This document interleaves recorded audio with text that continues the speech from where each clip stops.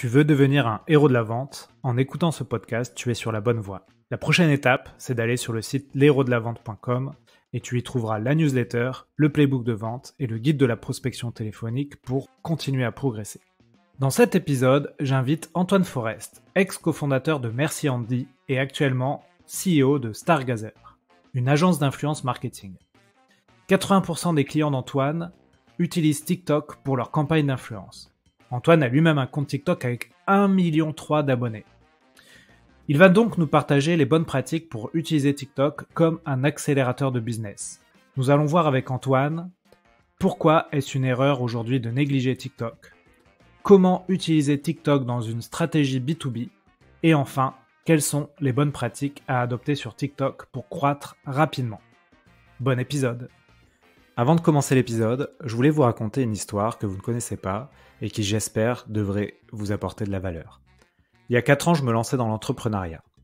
Dès le début, j'ai eu énormément de questions et de problématiques, tout ce que vous pouvez imaginer quand on lance une activité. Au même moment, je rencontre dans l'incubateur dans lequel j'étais 2 entrepreneurs qui me montrent un outil qu'ils ont développé eux-mêmes. Cet outil me permet de gérer toutes ces questions de CRM, de facturation, de gestion RH et de compta. Là, je me dis, waouh, c'est hyper simple, c'est pas cher, je peux créer un devis client, retrouver les échanges mails de ce client, le facturer, générer des rapports sur mon activité. Et après avoir testé énormément d'outils, j'ai l'impression d'avoir trouvé ma botte secrète. Cet outil s'appelle Axonote et aujourd'hui 40 000 personnes l'utilisent au quotidien. Pour ma part, je l'ai toujours et je le recommande à de nombreux entrepreneurs et je suis vraiment heureux aujourd'hui qu'Axonote soutienne les héros de la vente. Comme on dit à Toulouse, merci les copains. Bon épisode à vous. Bonjour à tous, bienvenue sur un nouvel épisode Les Héros de la Vente. Aujourd'hui, j'ai le plaisir d'accueillir Antoine Forest. Antoine, salut. Salut Alexandre. Alors Antoine, je t'ai découvert dans un autre podcast. Tu parlais d'un sujet qui en ce moment, je pense, intéresse beaucoup de monde. Tu parlais de TikTok. Donc j'avais envie de t'inviter. Tu as gentiment accepté très rapidement, alors que je pense que tu dois avoir beaucoup de choses à faire. Merci pour l'invitation. Voilà. Donc, est-ce que tu peux te présenter? Et puis peut-être, j'ajoute une nouvelle question à cette question de la présentation. Expliquer à nos auditeurs pourquoi c'est intéressant de te connaître. Merci pour l'invitation, Alexandre. Je m'appelle Antoine Forest. Je vis aux États-Unis depuis 8 ans maintenant, où j'ai lancé une plateforme et agence de marketing d'influence. Donc, dans plein milieu, au plein cœur de la créateur économie. Et j'ai lancé pendant le premier confinement, c'était en mai 2020, mon compte TikTok qui s'appelle La Méthode Antoine, où j'ai pu appliquer tous les conseils et tout ce que j'avais appris en travaillant avec des influenceurs et des créateurs depuis des années. Et ce compte a bien marché puisque aujourd'hui, il a un petit peu plus d'1 million de followers. Ouais, et d'ailleurs, tu proposes une formation en ligne que j'ai souscrite à cette formation et je vous invite, si vous voulez progresser sur TikTok, à y souscrire également. Et aussi, tu es modeste parce que tu as aussi été le cofondateur de Merci Andy. Exactement. Est-ce que tu peux expliquer en quelques mots ce que c'est Merci Andy, parce que ça existe toujours?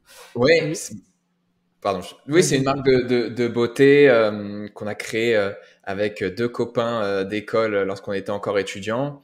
On a commencé par vendre du gel antibactérien qui cassait un peu les codes de ce marché. Puis après, il y a eu beaucoup d'autres produits. Moi, j'ai quitté mes copains pour déménager aux États-Unis, mais la marque existe toujours et cartonne bien. Et aujourd'hui, ils font plein de produits de beauté. Et on a explosé grâce aux réseaux sociaux et au marketing d'influence qui n'avait même pas de nom à ce moment-là. On travaillait avec des blogueurs, des tout petits créateurs sur Instagram. Et quand on est étudiant et qu'on n'a pas forcément de budget pour la croissance, ça a été notre moyen numéro 1. Et c'est là où j'ai vraiment découvert la puissance du marketing d'influence. C'est pour ça que j'ai décidé d'en faire une boîte à part entière par la suite. Ok, c'est l'aventure Merci Andy qui t'a fait toucher du doigt en fait la puissance de l'influence sur les réseaux. Absolument. C'est ça qui t'a donné l'idée de ta boîte actuelle? Oui, c'est ça. C'est les réseaux. À l'époque, c'était Instagram. C'était vraiment les débuts. On a réussi à avoir une bonne croissance. La puissance de la communauté sur ces réseaux, de pouvoir parler à à ses clients directement et le fait d'utiliser des leviers de ces blogueurs, de ces influenceurs qui génèrent des ventes directement, je dis waouh, c'est vraiment exceptionnel. Donc ouais, j'ai décidé de continuer que là-dessus, vraiment de spécialiser là-dedans. Ouais, bah, écoute, c'est le sujet du jour. Peut-être avant de commencer, est-ce que tu as d'autres apprentissages suite à cette aventure? Merci Andy. Bah, bien sûr, une aventure entrepreneuriale, donc on apprend beaucoup, on fait beaucoup d'erreurs, mais c'est le process. Donc, de partir aux États-Unis, c'est finalement, même ces apprentissages n'ont pas servi à tous, parce qu'on arrive dans une nouvelle culture, dans un nouveau pays, et l'entrepreneuriat là-bas est aussi différent. Donc voilà. Ok, ok, très bien. Donc on a spoilé un peu le sujet, hein. Aujourd'hui, le sujet, c'est comment utiliser les influenceurs pour augmenter ses ventes. Donc je pense que dans les gens qui nous écoutent, tu as un public d'entrepreneurs, de directeurs commerciaux, de commerciaux. Et ces derniers ne connaissent pas forcément la puissance de l'influence en ligne. Et comme tu l'as dit au début, l'économie de la création, des créateurs de contenu est en pleine explosion aujourd'hui. Donc on va parler de ça aujourd'hui. Alors est-ce que peut-être que tu peux en profiter pour nous présenter ta boîte actuelle et ça nous permettra de creuser le sujet et moi de te poser les bonnes questions. Oui, bien sûr. Bah, la société s'appelle Stargazer et ce qu'on fait, grosso modo, c'est qu'on a développé une plateforme qui met en relation donc les influenceurs avec les marques, les publicitaires. Et on a aussi un métier d'agence puisqu'on accompagne nos clients et on exécute les campagnes pour eux. Donc ça consiste en quoi? C'est on a des budgets de marques qui ont des objectifs très précis de vente ou d'awareness et nous notre but ça va être de trouver les bonnes personnalités, les bons influenceurs sur différents réseaux pour atteindre ces objectifs. Ouais, c'est hyper intéressant. Aujourd'hui, tu touches à tous les réseaux ou tu as des réseaux qui sont plus mis en avant, plus proposés à tes clients? Alors, on a commencé en 2016 et au début, on faisait beaucoup de YouTube. Ouais. Ensuite, de l'Instagram également, qui est resté le réseau et qui est toujours d'ailleurs le réseau numéro un pour le marketing d'influence. Et depuis, on va dire 2020, les budgets sont passés de YouTube à Instagram ou même d'autres réseaux à TikTok. Et donc aujourd'hui, plus de 80% des campagnes que l'on exécute sont sur TikTok, sur le marché américain parce que c'est là où on obtient le meilleur engagement, les meilleurs résultats, c'est là où les créateurs aussi sont le plus abordables. Et donc, c'est assez impressionnant comment un nouveau réseau a pu tout terrasser ou en train de terrasser pas mal sur son passage. On va parler de ces trois réseaux, on va même parler de Facebook. Je voulais avoir ton avis sur... alors, je ne sais pas si tu travailles encore sur ces réseaux, mais je pense qu'il va y avoir des choses à faire sur LinkedIn et notamment sur la possibilité de demain, pour des entreprises, de sponsoriser du contenu d'influenceurs LinkedIn.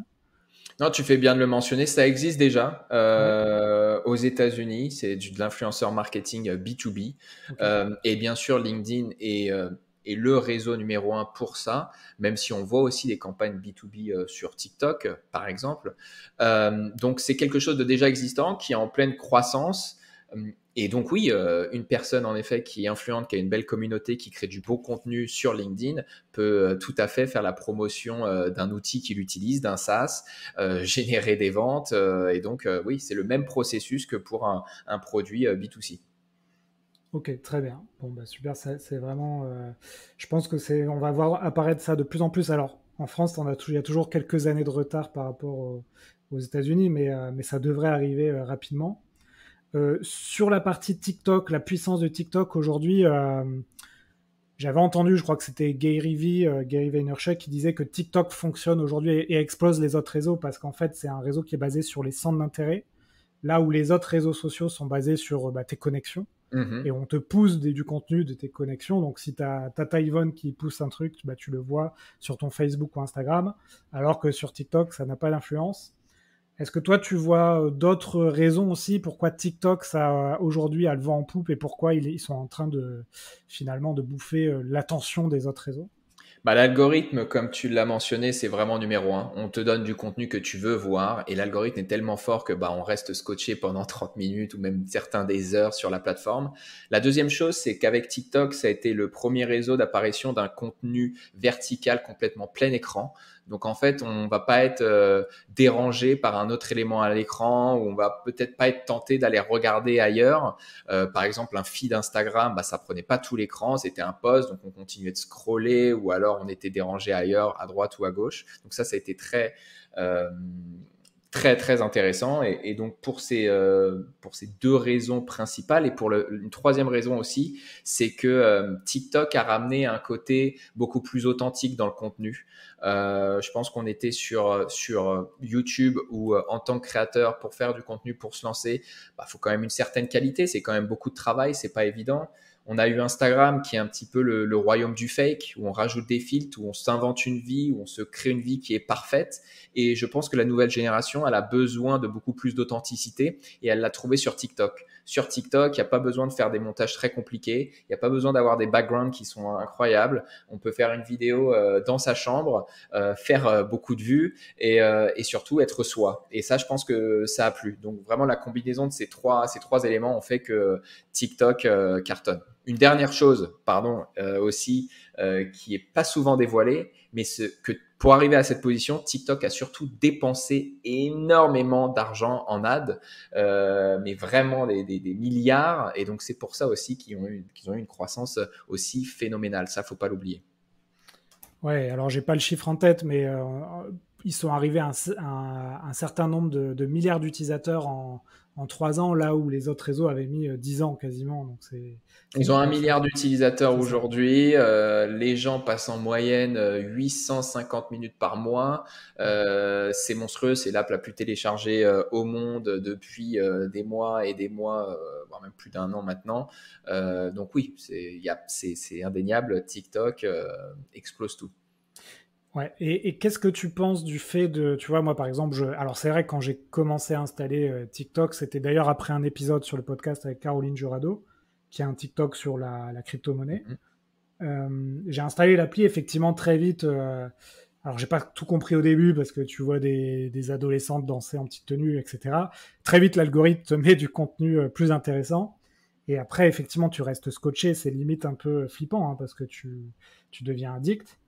Mais j'ai l'impression quand même que tu t'abonnes à des comptes, mais tu les revois pas forcément dans ton fil. Et du coup j'ai l'impression que peut-être la rétention de tes abonnés quand tu es influenceur, elle est peut-être moins évidente que sur Instagram, par exemple, ou sur d'autres réseaux. Qu'est-ce que tu en penses là-dessus?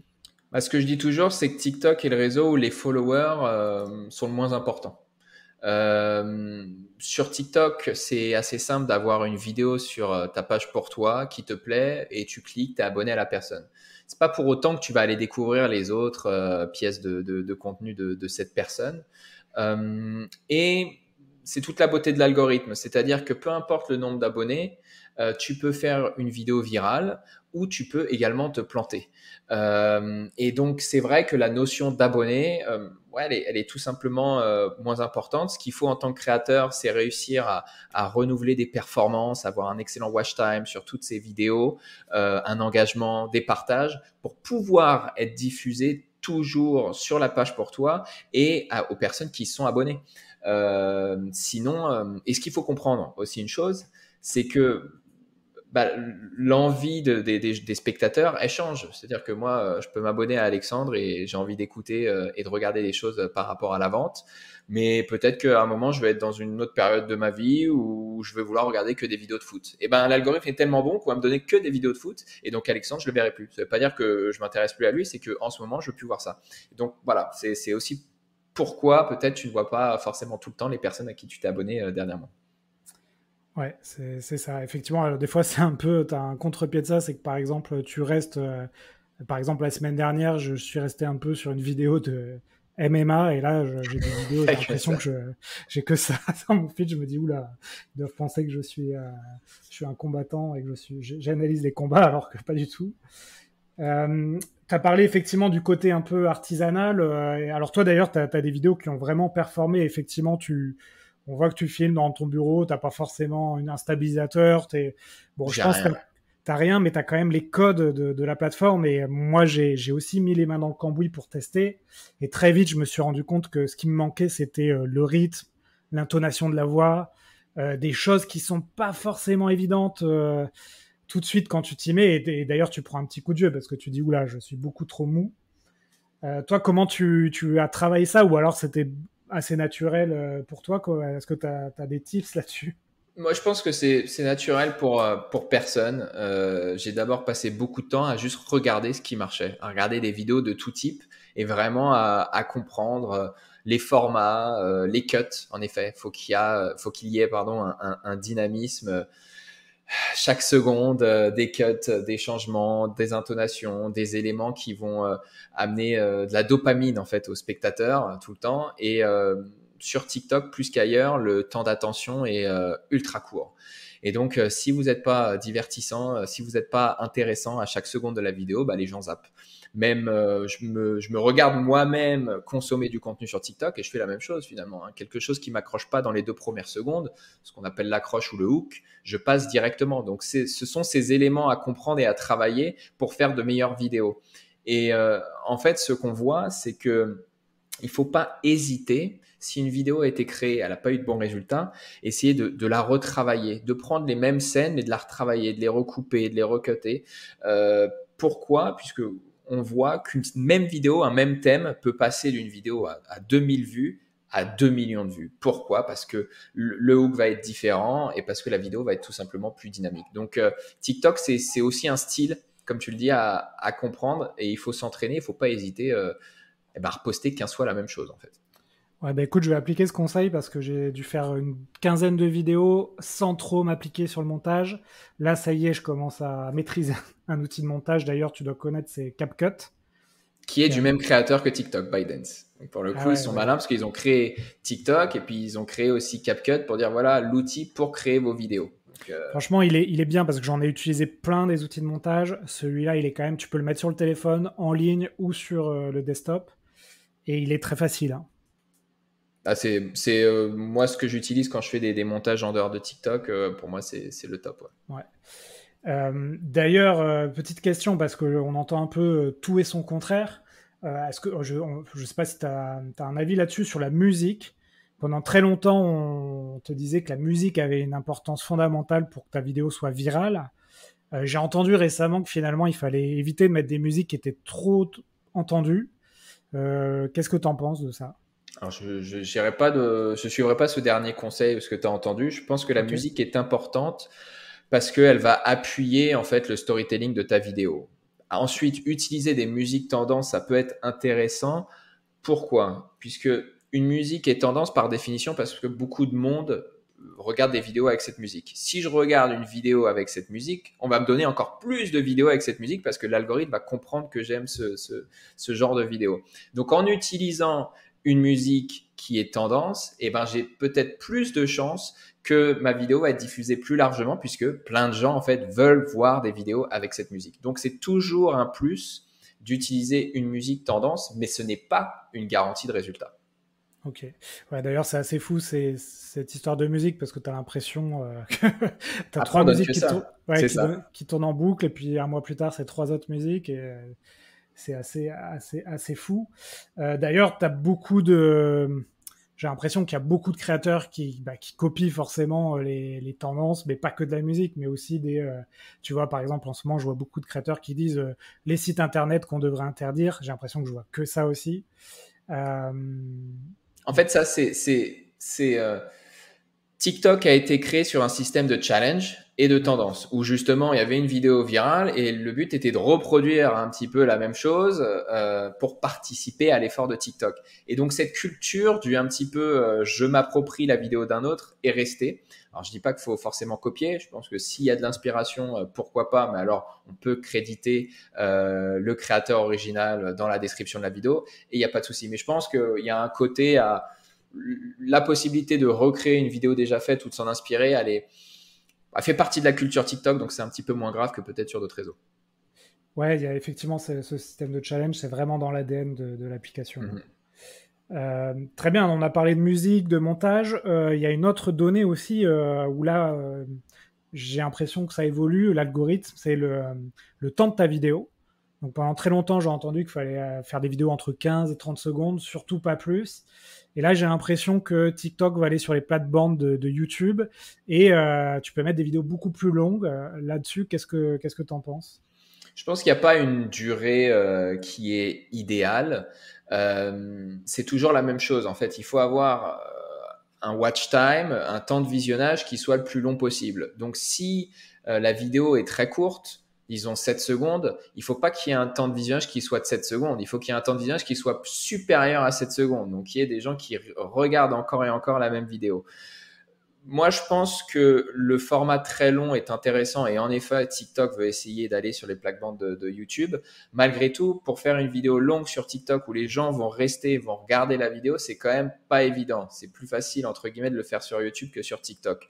Donc, pourquoi pas du contenu plus long? Moi, je l'encouragerais pas forcément. Je pense que malgré tout, le contenu idéal sur TikTok, il est toujours entre 20 et 30 secondes, si bien sûr vous regardez le temps de visionnage. Après, ça ne veut pas dire qu'une vidéo longue ne peut pas exploser, mais il va falloir être très bon pour garder les gens, les spectateurs sur votre vidéo. Ouais, dans ce format de 30 secondes, tu t'en as un peu parlé, effectivement. Ce qui me semble bien marcher, c'est le fameux hook au début, donc attirer l'attention. Ensuite, on développe une idée et on a éventuellement un call to action. Absolument. Est-ce que tu as d'autres templates que tu as vus sur cette appli? Non, c'est ça, c'est toujours faire comprendre très rapidement aux spectateurs ce qu'ils vont regarder, à quoi je vais m'attendre, amener, comme dans une histoire, une notion de péripétie, un développement, une conclusion avec une solution à l'histoire et pourquoi pas un call to action. Je pense que c'est pas lié que à TikTok, c'est sur toutes les plateformes, c'est le storytelling et je pense que les créateurs devraient suivre des formations pour créer des histoires. Parce que ce qu'on aime avant tout, c'est des histoires. Et ce qui marche sur TikTok, c'est des histoires. Mais ça, pareil sur YouTube, hein, c'est exactement la même chose. Ouais. Bah, tu parles de YouTube, on peut parler un peu des autres plateformes. Donc, devant le succès de TikTok, on a eu donc YouTube qui s'est mis à faire ses fameux shorts. Euh, Instagram et Facebook ont mis en place leurs réels. Alors, quel est ton avis là-dessus? Je pense qu'ils ont très peur. Ils ont vu le succès de TikTok et ils se sont dit, OK, la nouvelle génération et ce qui marche en ce moment, c'est du contenu court. Donc, il faut qu'on se positionne sur ce marché également. Ils ont lancé, en effet, leur version de TikTok. Et aujourd'hui, d'ailleurs, la seule et unique stratégie pour une croissance rapide sur ces deux autres réseaux, que ce soit Instagram, Facebook ou YouTube, enfin ces trois réseaux, c'est de faire du contenu court à la TikTok. Donc en utilisant les shorts, en utilisant les reels. Ma chaîne YouTube, par exemple, n'est pas du tout développée. J'ai dû faire 2 vidéos. Pourtant, j'ai reposté un TikTok hier en shorts et j'ai fait 30 000 vues. Et j'ai pas d'abonnés, j'ai rien. Donc, c'est la meilleure façon de croître. Et pareil sur Instagram. D'ailleurs, même le CEO d'Instagram l'explique chaque semaine quand il dévoile des nouvelles fonctionnalités. Aujourd'hui, c'est les Reels, c'est la vidéo et il n'y a que ça, quoi. Ouais, et là aussi, c'était Gary Vee qui expliquait ça, c'est que ça y est, TikTok, il y a un an, ta vidéo pouvait faire 10 millions de vues. Là, aujourd'hui, elle va faire 2 millions de vues, c'est encore très bien, mais on sent que le nombre de vues diminue parce que tu as forcément de plus en plus de gens qui s'y mettent à créer du contenu, donc forcément, l'attention est divisée. Et d'un autre côté, tu as des plateformes comme Facebook, qui sont un peu devenues les plateformes de boomers, qui sont désertées par les créateurs. Et du coup, dès que tu as un créateur qui met un peu de contenu, enfin, c'est ce que dit Gary Vee, Facebook va avoir tendance peut-être à plus le pousser, alors qu'avant, c'était impossible d'avoir de l'attention sur Facebook, sauf à payer. Donc apparemment, il y a aussi peut-être des choses à faire sur ces plateformes comme Absolument. Facebook ou Insta pour tirer son épingle du jeu. De toute façon, ce que je conseille aux créateurs ou aux marques, c'est de ne pas être attaché à un réseau en soi. Si vous avez explosé d'abord grâce à TikTok, c'est bien, mais ça n'empêche pas qu'il faut être partout. Je pense que Ouais. l'erreur numéro 1, c'est de rester attaché à son réseau numéro 1, dire soit j'ai pas le temps, soit j'ai pas envie d'y aller, soit je connais pas.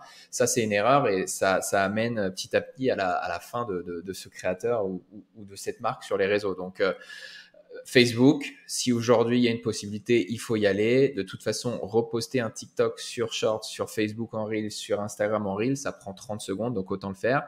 Et au-delà de ça, il y a aussi Pinterest.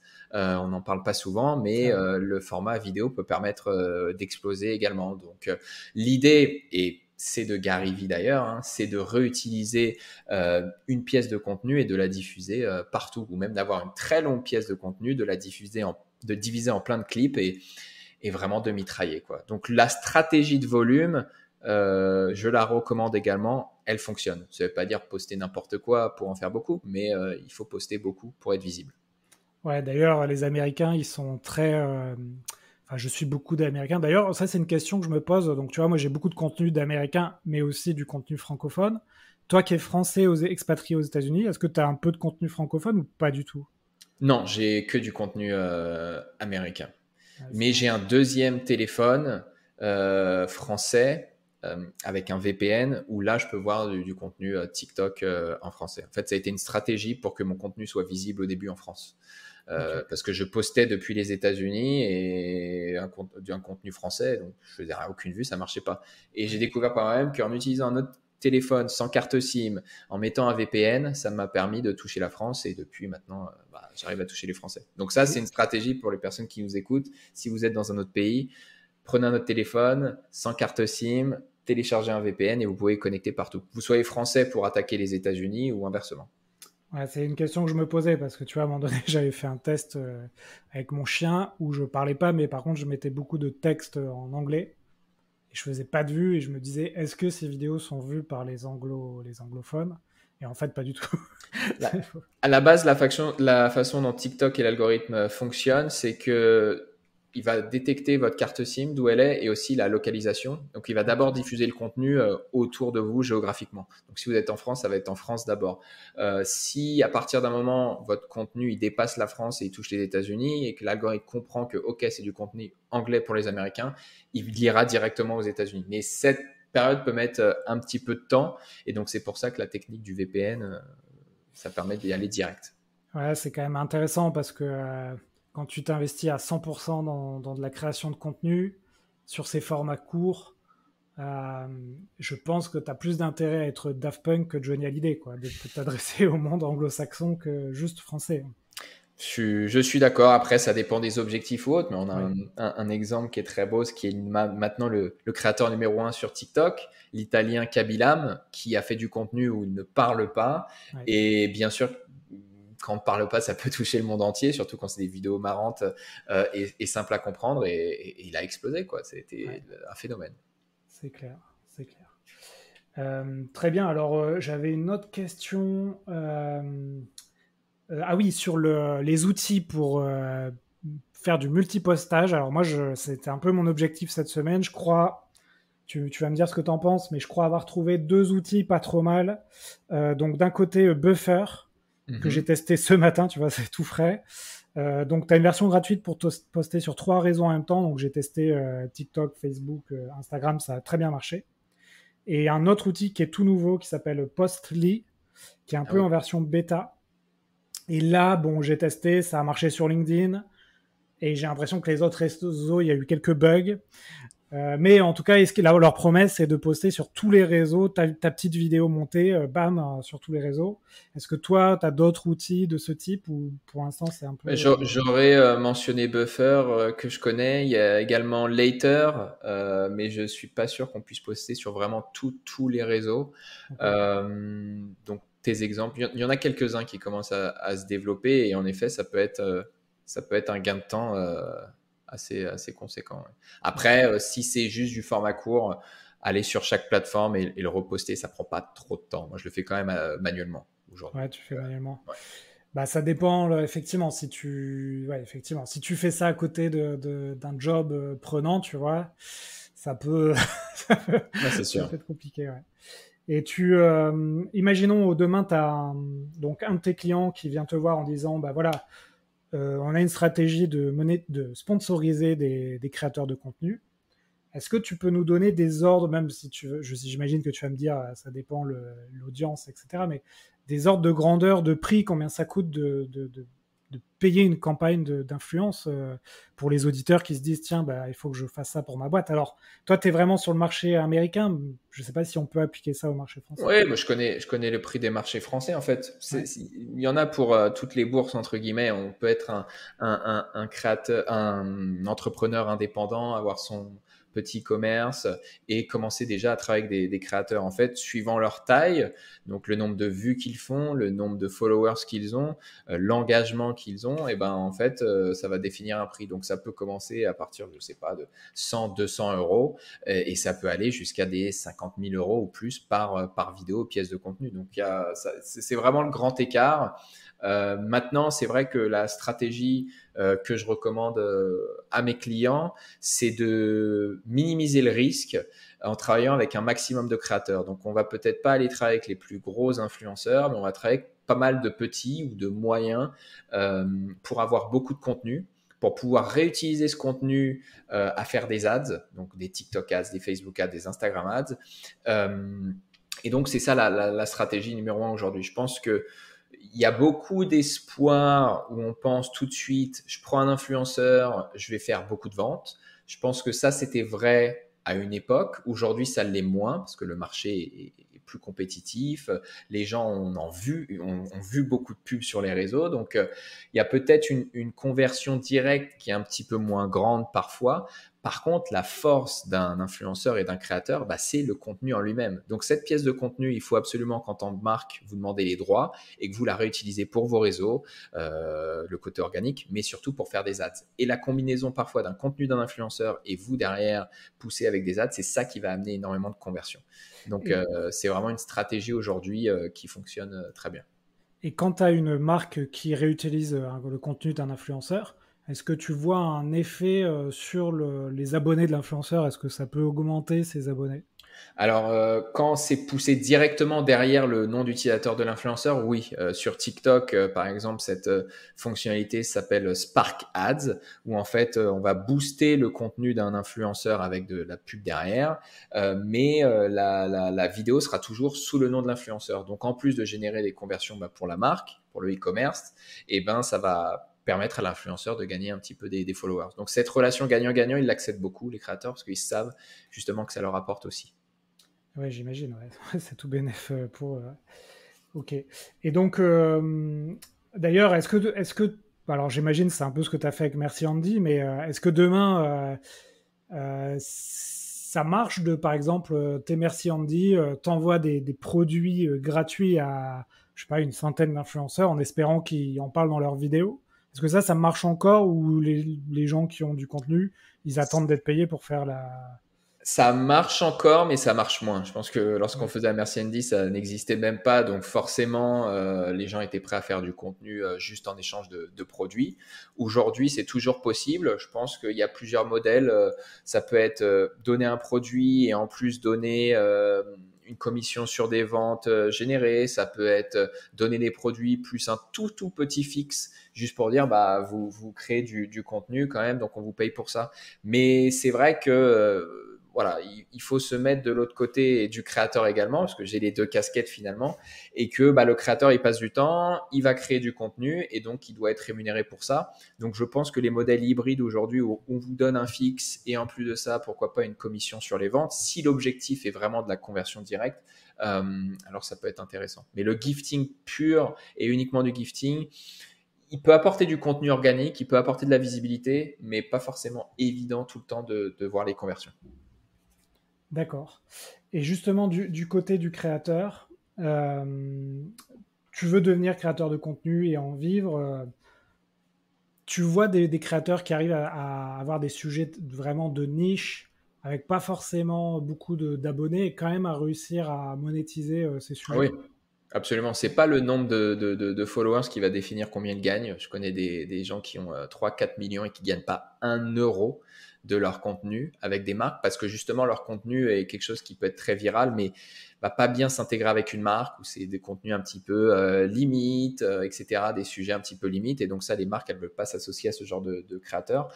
Par contre un tout petit créateur qui peut avoir moins de 10 000 abonnés mais qui fait vraiment du contenu de qualité, et ben une marque va l'embaucher pour créer du contenu. Et donc, c'est ce qu'on voit et c'est l'émergence qu'il y a depuis maintenant pas mal de temps aux États-Unis et ça arrive en France et ça me fait plaisir. C'est ce qu'on appelle l'UGC. Et donc, ça va être travailler avec des créateurs pour qu'ils créent du contenu pour la marque. Ce contenu va pas être posté sur le compte de l'influenceur ou du créateur, mais c'est juste pour la marque, pour leur réseau, pour les ads, etc. Et donc là, on va vraiment travailler avec des créateurs et non pas des influenceurs parce qu'ils vont créer du contenu, parce qu'ils sont bons à ça. Et donc là, pas besoin d'avoir beaucoup d'abonnés, on s'en fout. C'est juste la capacité de créer du contenu et du bon contenu. Ok, bah écoute, merci beaucoup Antoine. On arrive à la demi-heure du podcast. Est-ce que tu as d'autres choses à ajouter sur ces sujets? Bon, j'imagine que tu as plein de choses à ajouter, mais est-ce qu'il y a des choses qu'on n'a pas dites qui sont quand même importantes à savoir? Non, je pense tout simplement que ça soit en tant que marque, qu'entreprise ou créateur, aujourd'hui, il faut aller sur TikTok, il faut passer du temps sur TikTok, puisque l'attention des gens finalement est sur ce réseau principalement, et que aussi même pour une entreprise ou une marque qui fait du B2B, être sur TikTok, ça a un intérêt. Parce que je pense qu'aujourd'hui, derrière chaque entreprise à qui on veut vendre son produit, il y a un individuel. Et cet individuel, il est comme tout le monde. Il passe du temps sur les réseaux et il passe du temps sur TikTok. Donc, on voit des très beaux exemples aux États-Unis sur le marché du B2B avec Adobe, par exemple, qui fait du super contenu et qui attire beaucoup de nouveaux clients. On a même des newsletters comme Morning Brew qui fait un super travail, ou même Shopify aussi. Donc, le B2B peut exister également sur TikTok parce qu'il y a beaucoup de gens qui pensent que c'est pas possible ou c'est pas le bon marché. LinkedIn, bien sûr. Je vais rien dire, LinkedIn peut rester numéro 1, mais il faut pas négliger TikTok. Ok, bah écoute, merci merci pour toutes ces infos sur l'influence digitale. On va passer aux questions de la fin, donc on en a pour 5-10 minutes. J'ai 4 questions que je pose à tous les invités. Toi, en termes de contenu, alors sur la vente ou l'entrepreneuriat ou le marketing, est-ce que tu as des choses que tu as à conseiller aux éditeurs? Ce que je suis en train de lire là, alors c'est pas très original, mais ça touche à la vente. C'est le livre d'Alex Hormozy, Ah oui. 100 Million Dollars Offers. Donc, comment créer une offre qui est tellement bonne que personne peut la refuser. Et je pense que cet entrepreneur américain est vraiment un exemple au niveau de la vente en elle-même. C'est vraiment un killer. Ouais, d'ailleurs, lui, c'est rigolo parce que, alors peut-être qu'aux États-Unis, tu le connaissais depuis quelques temps, mais moi, j'ai l'impression que je le vois depuis un mois maintenant partout, alors qu'avant, je ne le connaissais pas, ce gars-là. Je sais pas si aux États-Unis, En il est fait, connu. il s'est vraiment mis sérieusement sur les réseaux il n'y a pas très très longtemps. Ok. Avant, il était sur YouTube depuis un moment, mais bon, c'était un entrepreneur dans le milieu du fitness et donc voilà, son but n'était pas forcément de créer du contenu. Mais donc maintenant qu'il est plus sérieusement, ouais, il explose vachement. Ok. Écoute, ouais, non, c'est un peu comme Gary Vee, j'ai l'impression de le voir partout. Ensuite, est-ce que toi, tu as des outils ou des routines donc, dans ta journée qui t'aident à être performant? Euh, du sport le matin. Ouais.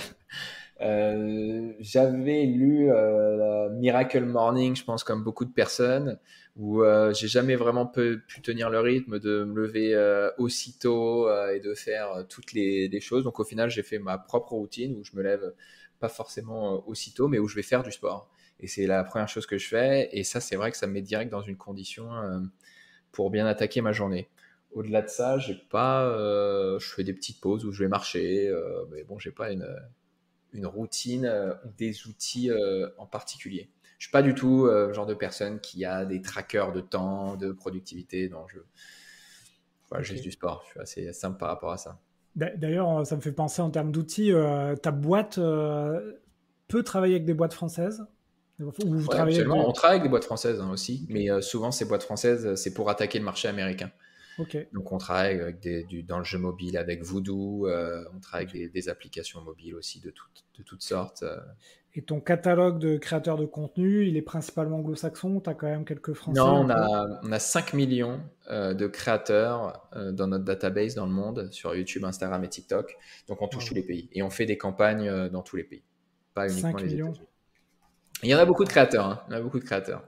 Et vous les avez tous On les a contactés pas ou... tous utilisés, Ah, ok. ils sont pas tous, ils nous connaissent pas tous Ok. encore, et on a des créateurs au Japon avec qui on n'a jamais bossé ou de ce genre de pays, mais bon, c'est principalement le marché américain, mais on fait aussi Europe, Amérique du Sud, pas mal. Ok. Écoute, ouais, non, c'est vraiment, je pense que c'est vraiment la bonne activité à avoir en ce moment, vu le. Alors, je sais pas parce que en France, l'image du marketing d'influence est très mauvais Ah oui, parce qu'il est associé à des stars de la télé-réalité. c'est vrai. Alors, et c'est un problème franco-français puisque c'est pas un influenceur n'est pas quelqu'un qui vient de la télé-réalité. C'est juste qu'en France, il y a eu ce phénomène et donc c'est terrible l'image parce qu'on associe influenceur égale télé-réalité égale dropshipping égale arnaque. Alors que malheureusement, bah, c'est pas ça aux États-Unis. Il n'y a même pas cette question du tout. Je veux dire, c'est jamais arrivé. Je pense comme dans tous les milieux, il y a des bons et des moins bons, il y a des gentils et des méchants. Et moi, je pense à tous ces créateurs qui sont d'abord des YouTubeurs, des gens sur Instagram, des TikTokers qui créent du contenu, qui travaillent dur pour vivre de leur passion et de leur contenu. Et ils ont cette image que quelques personnes de la télé-réalité amènent. C'est dommage. Il faut Ouais, essayer c'est de vrai faire changer les que choses, mais c'est pas évident. c'est vrai que j'ai vu une de tes vidéos là sur l'affaire Booba, Hanouna, Magali Berda. Ouais. Ouais, c'est malheureux, mais très franco-français pour le coup. Ouais. Ok. Est-ce que tu vois des grands challenges ou des grandes opportunités? Alors, normalement, je pose la question dans la vente, mais ça peut être dans le marketing pour les prochaines années. Ouais, c'est une question assez large. Bah, l'économie des créateurs est en plein boom et va continuer.